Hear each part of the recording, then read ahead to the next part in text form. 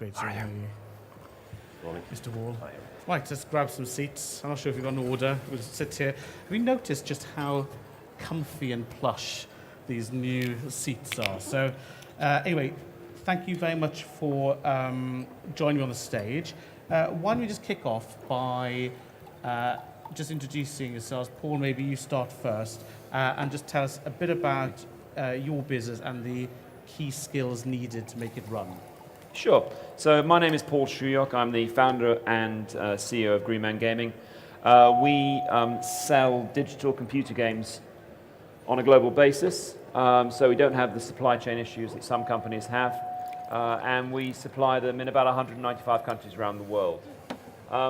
Core skills, realistically, from our perspective, are a great deal of empirical focus on data and analysis. We've got a significant size. About 10% of the company is involved in business intelligence. We also have a significant element of engineering. Out of 100 people, I've got about 35 engineers altogether to maintain our platform and grow our platform. And last but not least, there is the creative flair. I've got a very, very professional performance marketing team, but I've also got the ability and the creativity within the business to maintain that attractive element of our industry and of our product, namely computer games. Great, thank you, Paul. So Julien, from the most physical of things, yet a digital business now source. Just tell us a bit about Made.com and the skills needed in your business. Sure. Hi, everybody. So Made is actually still a quite recent brand, which we launched 8 years ago in London. And we obviously sell a very physical, big product. We started with furniture, and we moved on to be a design brand, growing quite a bit. I used to say that we have 4 jobs. So a lot of people picture us as first an e-commerce company or a digital company or needing to be expert at digital marketing, but that's one of the hats. We're an e-commerce company, but we're also a furniture company. We need to know our business, a bit like these guys need to know their gaming business first. We are a supply chain company. We have lower supply chain issues than the other ones, different ways. We pre-sell, and we started with pre-selling everything we were selling rather than buying them and storing them and selling them later on. And we are a design company. So we need to be expert at those 4 things, and that's a lot of technical things. The one thing though that doesn't say is when you work in the digital age, especially when you start a company and you want to disrupt the market, the one thing that we need is to be able to think differently. And I have one thing on the expertise is you can be expert at your skills, but you need to be also experienced or willing to do things the other way. Don't be too expert and don't be too experienced in your areas. So brilliant at what you do, but also open to other people's expertise. Yeah, I'll picture it in a way, sorry. That's a long intro, but I think for 4 years we were very reluctant to be hiring very experienced people in our industry. First of all, because we were very stingy and we didn't have a lot of cash. And secondly, because if you hire experienced people, they're gonna do your job better than you do it, which is really good. But they're gonna do your job the way they usually do it. If we had hired at that point in time only very experienced furniture makers and retailers, we would have done retail the same way everybody does retail. And it would have been very, very hard to tell them, dude, we won't do that. We won't pre-order like X month of stock. And I'm being a bit simplistic, but we're gonna do it totally differently. With experience comes comfort, and if you are too comfortable, you don't innovate. And I was gonna say digital companies, but every company is digital now, in a way. In that, what you call a digital age, you need to be very agile and very willing to rethink how you do things. Before I just move us on, if you're hiring today though, do you now think you're at a point of expertise and definite enough that you can hire experts to do, so I'm an expert in what you do, you get hired, or are you still saying we're kind of flexible I don't want to say making it up because that sounds dismissive, but you're still working it out. Where are you? Are you optimal and expert, or are you still? So by the way, I think we will never be expert on again, it's moving too fast. You're not an expert at your area. You're really good at it. You're experienced in it. Also, even though we took time to hire very experienced people, we have a very experienced team now. And we have guys who've been 20 years in retail. We have guys who've been 20 years in supply chain. We have very experienced CTOs. However, it took us time to find the right people who were actually willing to disrupt their industry and do things slightly differently. It goes with waves. The first 4 years, you're like, I'm going to do things differently. I'm not hiring specialists. And then you're like, shit. I'm actually a retail company. And it's all about retail. So you hire retail experts. And then you're like, oops, if I want to keep moving fast, and if I want to be the one disrupting the market and not the one being disrupted next year, I need to force myself to think out of the box. Great. I can see people redoing their CVs to say less expert, but willing to flex. So that's great. Thank you. Jonathan, I think we first came across you about 20 years ago, one of the first digital pioneers, been through and led many disruptions. So just tell us where you are at the moment, the skills that you appreciate at Missguided. You make me feel very old now. Thanks. Sorry about that. I think for us, so I'm Chief Digital Officer at Missguided, and I think it's a really interesting, because from the outside, you look at Missguided or you look at many fast fashion businesses and you think, surely they must be digital first businesses, they must be digital through the DNA.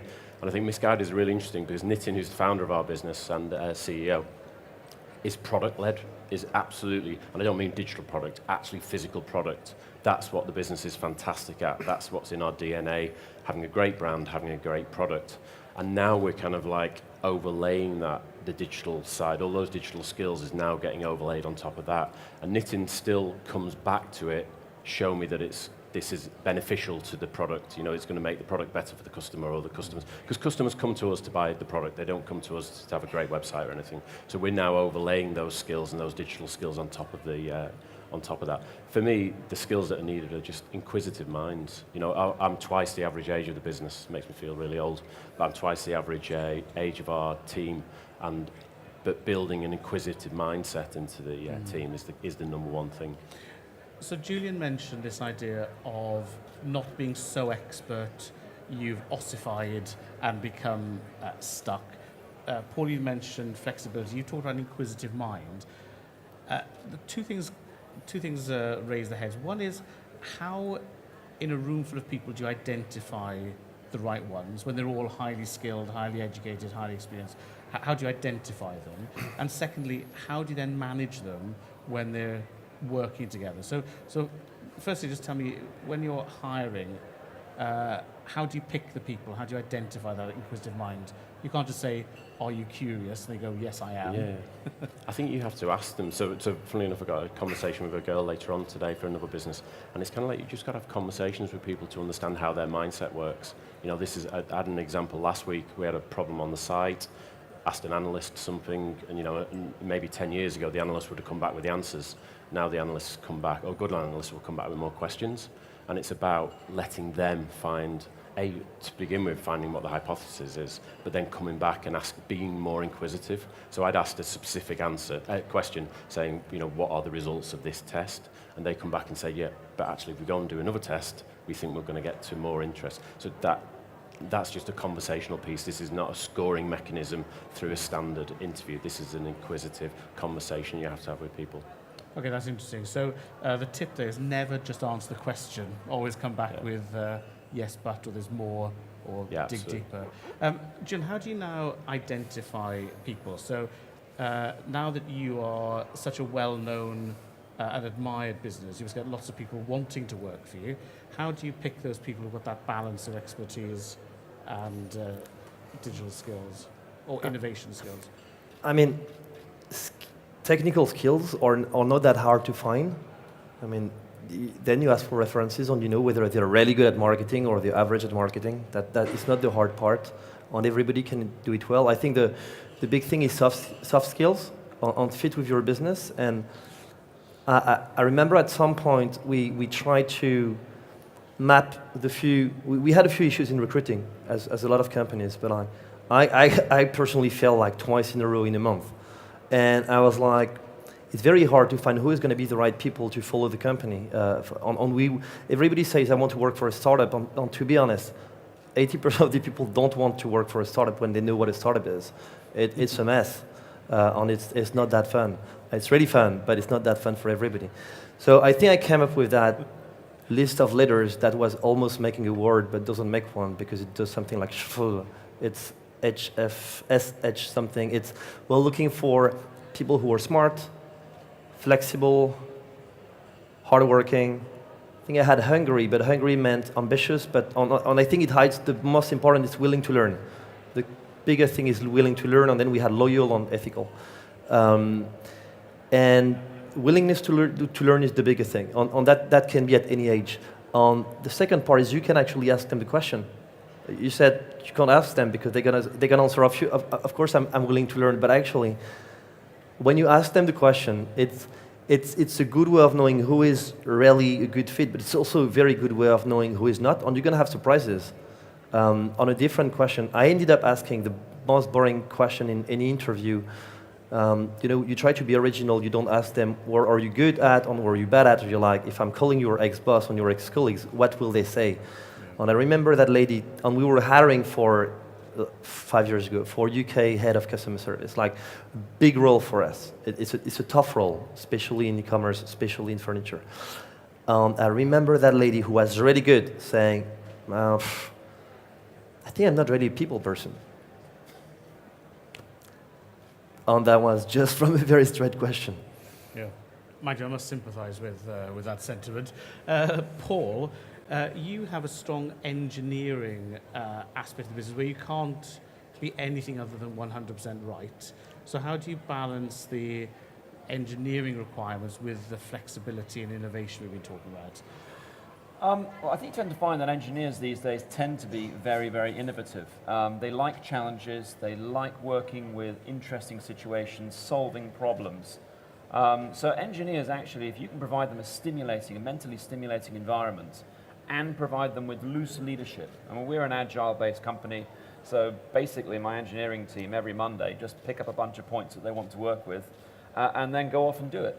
And that's up to them. How they do it, how they manage their time, which bits of code they check in first, all of that flexibility and freedom, we allow them. And actually, we go to town on the interview process when we're talking to potential engineers about the fact we use interesting languages. We use Scala, we use Go, we use the sort of languages they would have read about at university or straight after university and want to get involved with.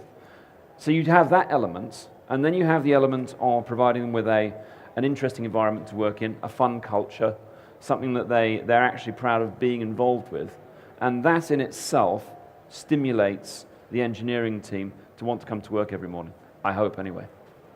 I like the idea of loose leadership, which I think is something I've accidentally practiced rather than purposely.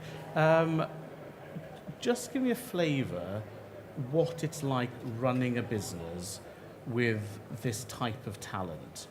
Because we're all older than 25, so when I started working, it was like the factory floor for brains. You had to wear a suit, turn up, you cranked your way up through various levels, or accountancy firm, whatever. Careers were meant to hurt and be painful. Whereas the world you're talking about is flexible, lovely people, loose leadership, great environments. How many people would say that their office environment is anything like these guys are describing? Well done, you three. Yeah, right, you're not sacked. Well done, those guys. But again, retailers are very good at having wonderful shop fronts and the world's most awful, oppressive offices that are so cheap they share carpets on a monthly basis. So in a way, you're leading that. So from a C-level perspective, what is different about managing this talent for maybe more traditional structures? Why don't you kick us off, Paul? So way back when, a long, long time ago, I spent some time in the forces. And one of the things that the forces was very good at teaching you was to push down decision-making power to the lowest conceivable level. So quite contrary to what people tend to think about the army, it's not all about making a decision at the top. It's actually about decisions that get made at the bottom that make you an effective force. And so in our organization, what we try and practice is to push down the decision making to the lowest possible level. So somebody working in the technology team has the ability to make a decision as to how they want to solve a problem. Somebody in the marketing team has the ability to be able to make a decision about how they want to get towards a number. If you give people the responsibility and treat them as a mature individual whereby they can go and make a decision that makes a difference to the business, that's how you get the best out of people. Is it risky? Yes. Do you get it wrong sometimes? Absolutely. But that's one of the things that you as a leader need to take into account. Yeah, we're going to get it wrong sometimes, but let's get it right most of the time, and let's outperform when we get it right. So if you've got people who are getting ever better, more mature, more capable, that means that more can be pushed, quote unquote, down, etc. So what are you then doing other than hiring and occasionally picking up a mistake? What's your role then? I'm becoming accustomed to the lifestyle I would like to live in, really. No, I mean, listen, the whole thing is a dynamic situation. You know, you don't go with a business that's grown top line 25% year on year for the last 3 years. You know, we're in the middle of going through an IPO process right now. That's taken a little bit of my time over the last 6 months. So the business continues to evolve, and what that allows you to do, if you allow people to really, really grow into their roles, and then you reward them as well. And we've got people in Green Man Gaming that have gone from basic executive level to executive vice president in 4 years. And I love that. I love the fact that you can go up to an EVP level from a basic executive level entry just because you're hardworking, focused, and good. Their next jobs are going to be disappointing, I'm sure. Julien, what's it like for you? What's needed from the board to run Made now? What's needed from a board? Yeah. Okay. What do you have to do to run the business? It's a quite big question because it goes back to the role of a board.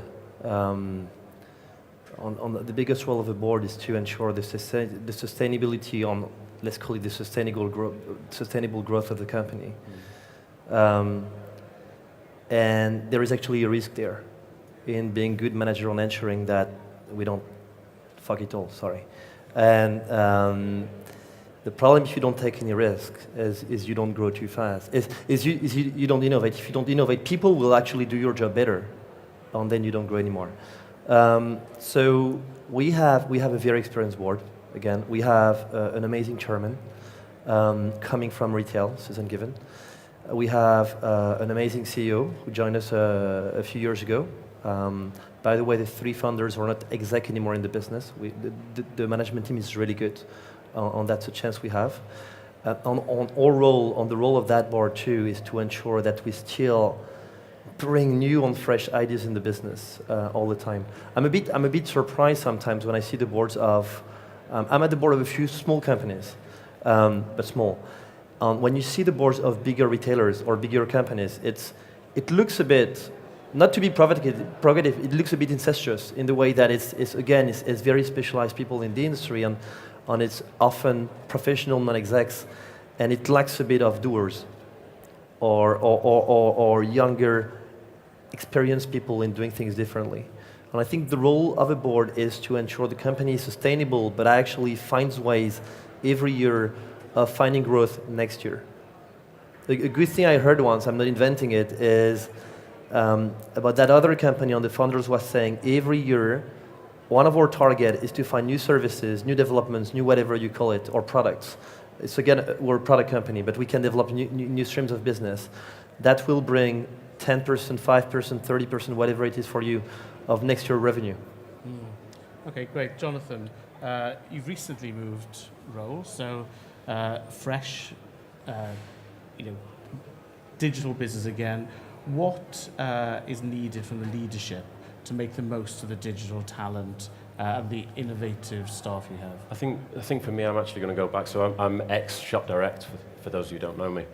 And kind of like back in 2012, for me, to rewind a little bit, for me, a leader's role is to give clarity of purpose. and then what does success look like in a digital world. And Shop Direct back in 2012, our purpose didn't change, but it was about making good things easily accessible to more people. And that was kind of like a platitude that was stuck on the wall for a few years. And the leadership team then came out and absolutely made the team understand what that meant. You know, it was making good things, having great product, easily accessible, having a great website and great app to more people. It was great financial product. People then understood exactly what their purpose in life was for.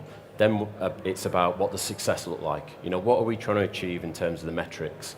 Once you can get your colleagues and your teams to understand exactly what part they play in achieving the purpose and then achieving the metrics, it's kind of then, I'm not saying it's the Wild West, but it's like go on and achieve, you now know. So in this world, it's not about a playground or the Wild West. As long as everyone understands, ultimately Shop Direct is about that purpose, and these are the key metrics that we're trying to, what success looks like.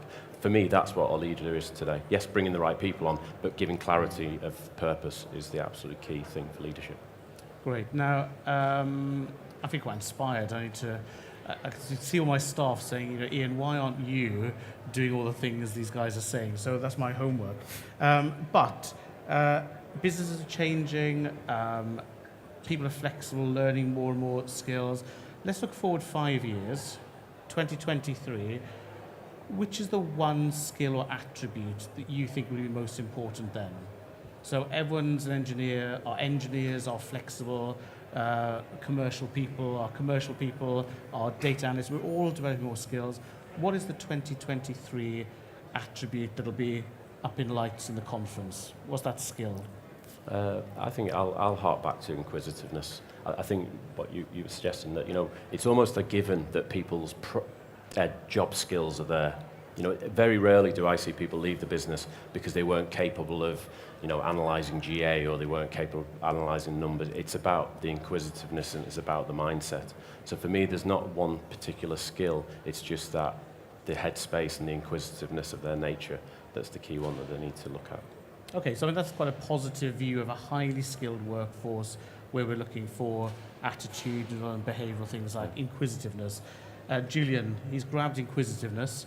Do you want to echo that, or is there another skill in 2023? First of all, I have no clue what you're going to need in 2023.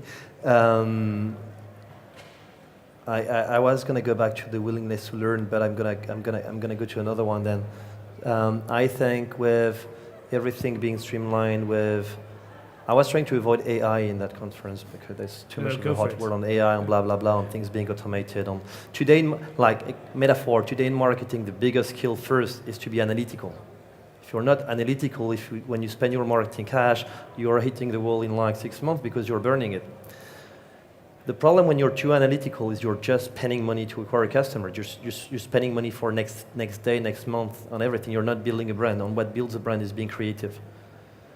And in like 4 or 5 years, if technical skills are easier to acquire, and it's easier to find people, what's going to be hard to find is really creative people.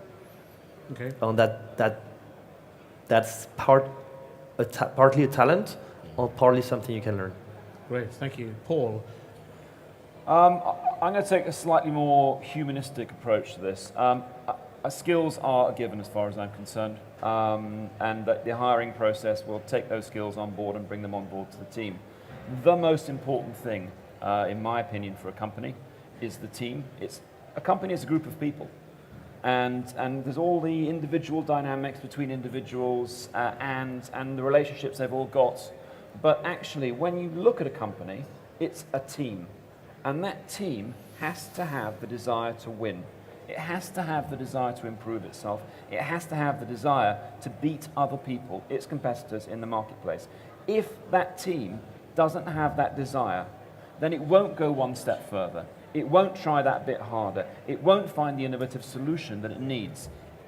Teams need to have the will to win, and to me, that is the key thing that will be important now, next year, and in 10 years' time. Well, that's very inspiring. And what I find interesting is when I speak with companies who are exhibiting success, they're on a mission, they're doing well, there's an energy, these are the kind of things that come out, whereas companies who've lost purpose are struggling, are always worried about screwing down costs, managing and micromanaging. So I think there's both a human and a leadership aspect here, and I think you've brought it to life incredibly well. So, gentlemen, thank you so much for your insights at the start of the conference.